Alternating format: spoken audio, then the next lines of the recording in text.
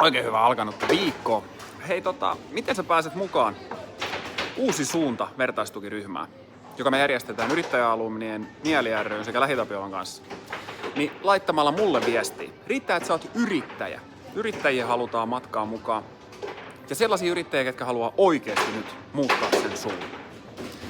Oot sit tehnyt konkurssin tai sä oot aktiiviyrittäjä.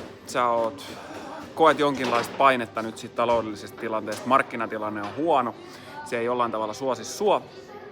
Ja on aika muuttaa suuntaa. Laita mulle viestiä.